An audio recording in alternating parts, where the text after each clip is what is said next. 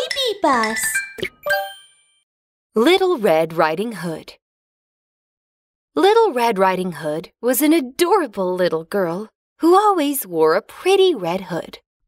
This hood that my grandmother made me is my favorite. Little Red Riding Hood, come here. One day, Little Red Riding Hood's mother called her. Grandmother is sick. I want you to take some cake and juice to her. She'll feel better after eating it. Okay, Mom. Leave it to me. Remember not to play on the way there. Don't leave the main road. And don't talk to strangers. Okay, Mom. I'll remember. And I'll be careful. Her mother put the cake and juice in a basket, and Little Red Riding Hood set off toward the forest, basket in hand. Wow! The forest is so beautiful! Hey, butterfly! Don't fly away! Wait for me! Before long, Little Red Riding Hood forgot her mother's warning, and she left the main road to chase a butterfly. Hey, isn't that Little Red Riding Hood? A big bad wolf saw Little Red Riding Hood. Oh man, I've been hungry all day. This Little Red Riding Hood looks delicious. Maybe I should... A sneaky idea came to the big bad wolf. He approached Little Red Riding Hood and said, Hey, hi Little Red Riding Hood. Where are you going? Now, Little Red Riding Hood didn't know the big bad wolf at all, but she forgot her mother's warning and started talking to him, even though he was a stranger. Hello. My grandmother is sick. I'm taking some cake and juice to her. My mother said she'll feel better once she eats it. Oh, you really are an obedient child. By the way, where does your grandmother live? It's a big forest. I don't want you to get lost. No, I won't get lost. There are 3 really big, really tall trees in front of Grandmother's house.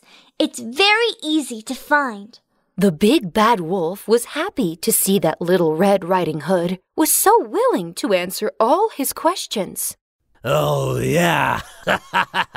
This Little Red Riding Hood isn't too smart. I'll figure out some way to eat her, and her grandmother, too.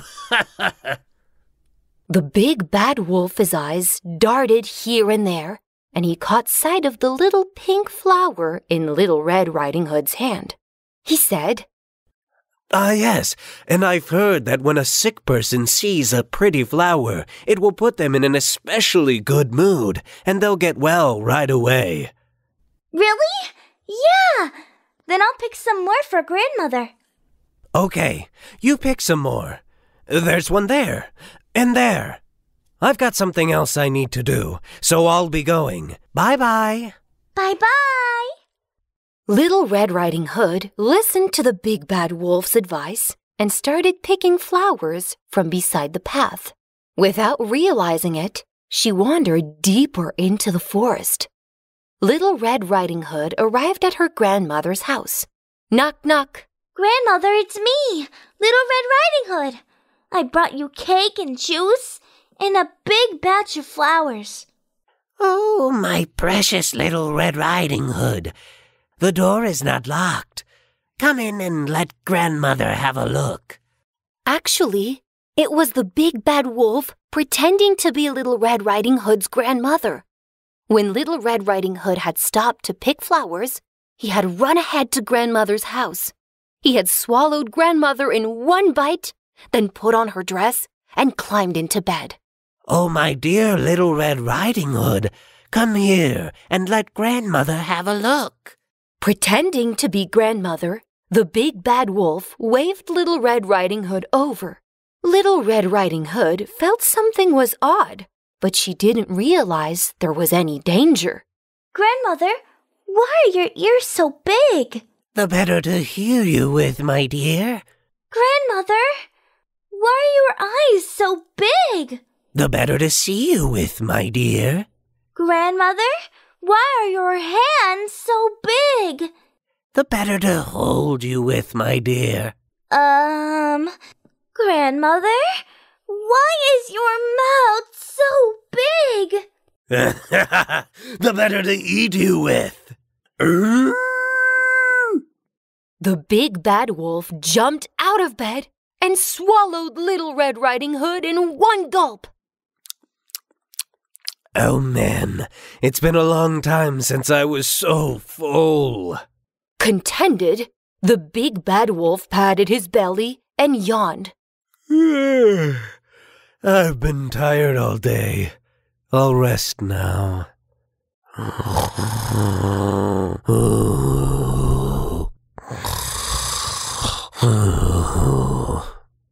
A hunter heard the snores and thought it was a bit strange.